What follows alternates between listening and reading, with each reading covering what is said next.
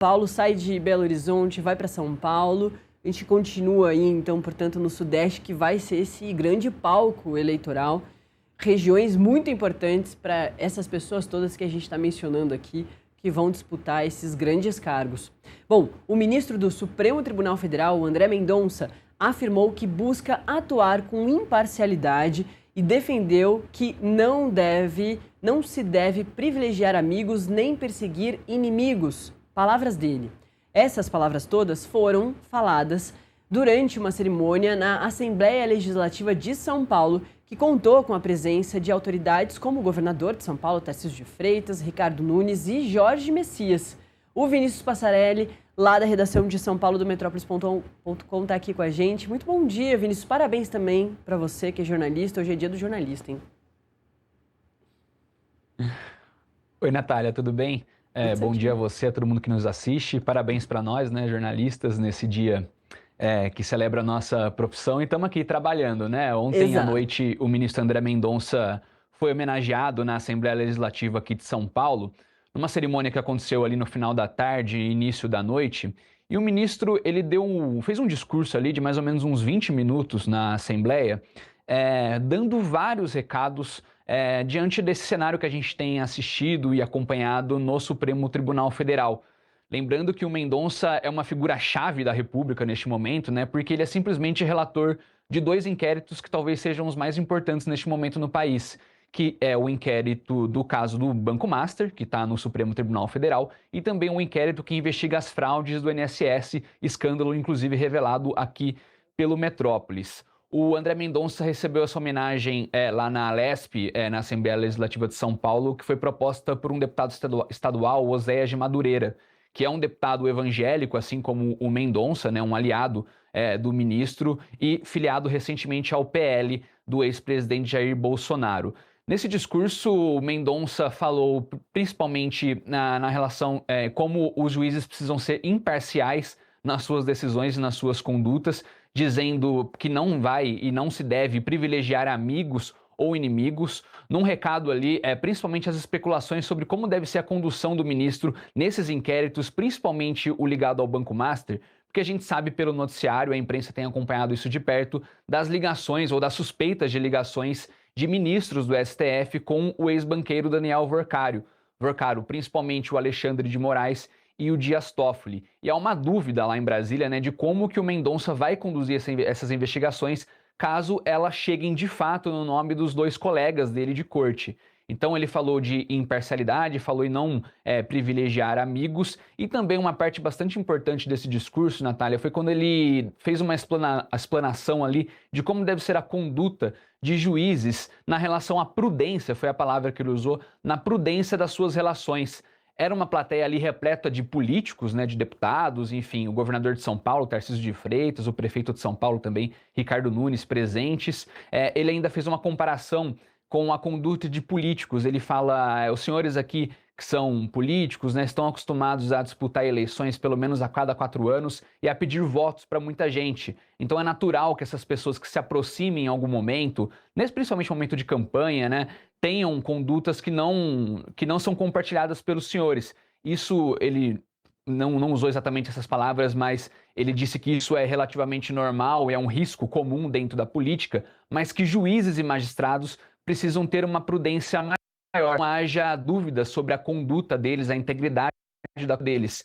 Num recado ali, numa alusão, embora não tenha citado diretamente nem o caso do Master, nem do INSS, nem citado muito menos nominalmente os ministros Alexandre de Moraes e Dias Toffoli, é um recado ali também por conta dessas suspeitas de ligações dos 2 ministros com o grupo do Daniel Worcaro. Lembrando que o Alexandre de Moraes, a principal suspeita que recai sobre essa suposta relação dele com o Worcaro é um contrato de 129 milhões que a esposa dele, a Viviane Bart, tem com um escritório dela, né, tem com o Banco Master de 129 milhões, e o Toffoli também envolvido nesse escândalo, no noticiário, né, em relação a esse escândalo, depois que se descobriu que ele é sócio de uma empresa que rendendo cotas de um resort no Paraná a um fundo de investimento ligado ao Banco Master. Eu acho que a gente até tem separado, né, Natália, me corrija se eu estiver enganado, um trecho dessa fala do André Mendonça durante o discurso lá na Assembleia Legislativa. o que o cidadão espera de um magistrado. E por que não dizer, compartilho com vocês, espera de um homem público, também nas outras esferas dos outros poderes. Em primeiro lugar, imparcialidade. Imparcialidade é você olhar para as pessoas de modo igualitário. É você considerar os interesses envolvidos de forma equânime. É você não privilegiar amigos. É você não perseguir inimigos. Esse é um compromisso que eu faço na Casa do Povo de São Paulo, em buscar ser imparcial.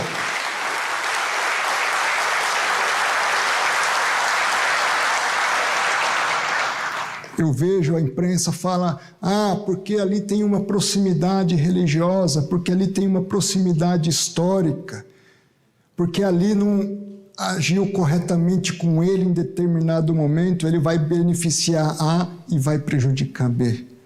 Eu não tenho esse direito.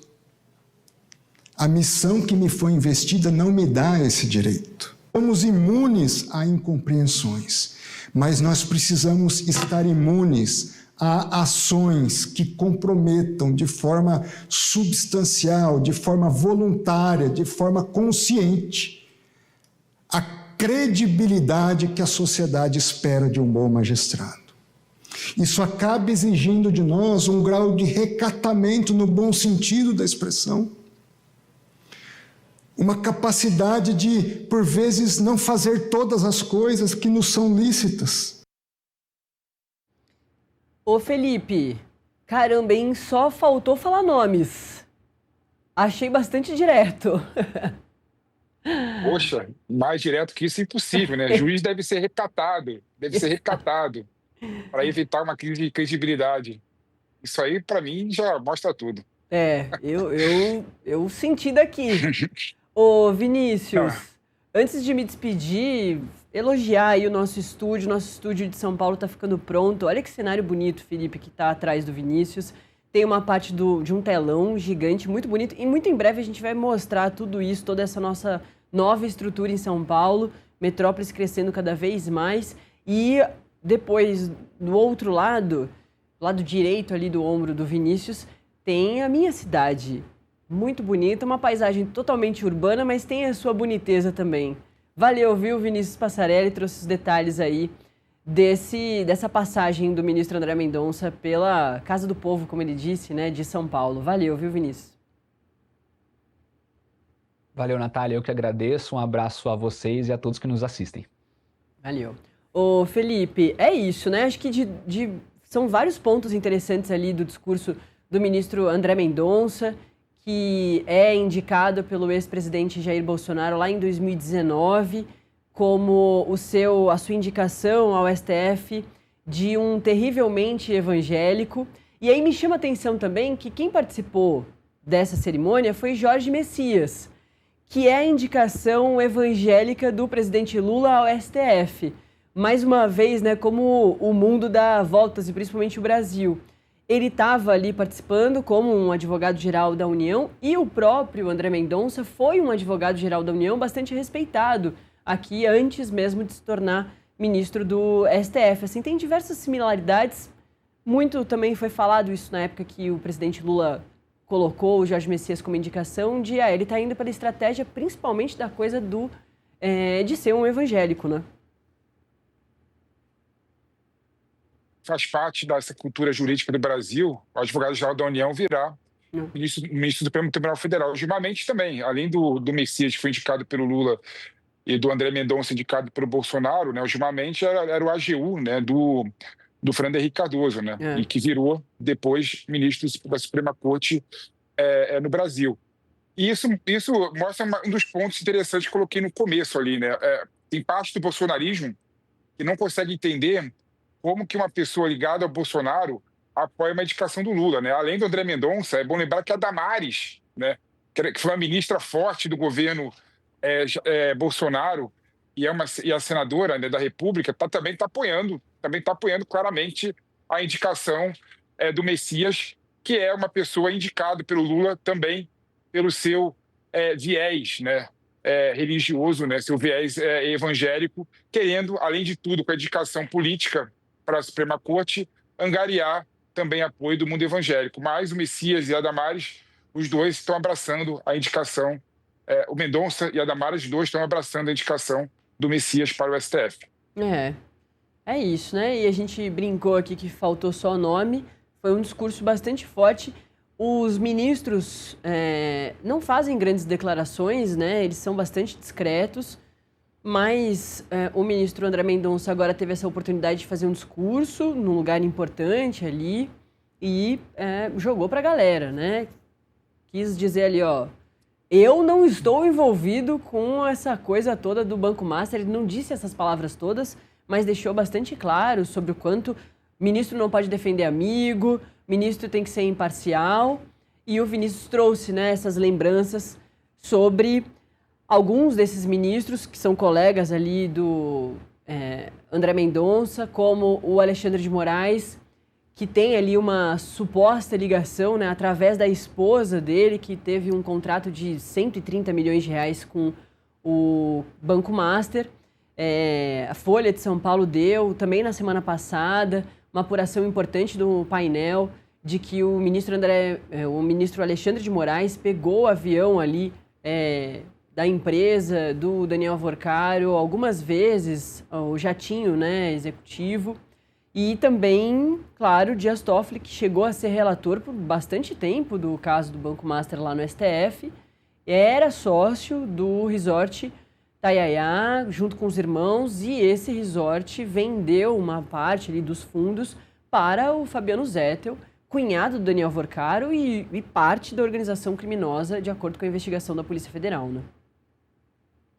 Exatamente, Nath. Você vê esse discurso do André Mendonça, ele dialoga diretamente com várias situações dentro do Supremo Tribunal Federal. Não dá para você ouvir esse discurso do André Mendonça, né, e não comparar, e não cotejar com várias situações e vários fatos recentes que aconteceram com vários ministros do Supremo Tribunal Federal. Quando ele fala, por exemplo, não vou privilegiar amigos, né, dá a entender tanto que o juiz tem que ser imparcial, né, e não receber, né, para ser relator de casos envolvendo pessoas da sua proximidade, como o nosso Toffoli em relação ao Alvorcaro, né?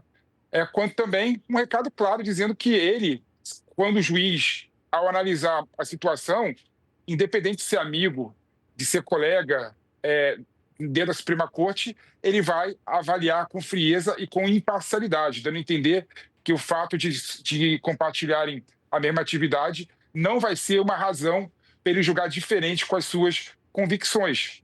Quando ele fala também, Nath, a questão do recatamento, né?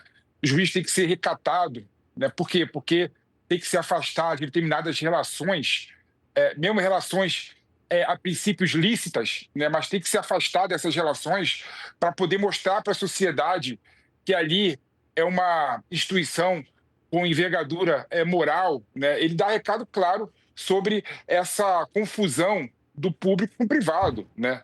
Como pode, né, o Daniel Alvorcaro, o Banco Master, ter contrato milionário, né, com a esposa do Alexandre de Moraes, que teria, né, segundo várias notícias do Metrópolis e da imprensa, teria se encontrado com o Daniel Alvorcaro inúmeras vezes e tentando ainda ajudar o Daniel Alvorcaro em determinadas situações. Ou seja, Nath, o discurso do André Mendonça bate de frente com várias questões relacionadas com a Suprema Corte no Brasil. E mais do que isso, na minha opinião, mostra e quer mostrar e quer orientar, né, de que ele vai agir e age de forma diferente aos outros ministros. Então, foi realmente um recado muito claro e muito certeiro à Suprema Corte do Brasil.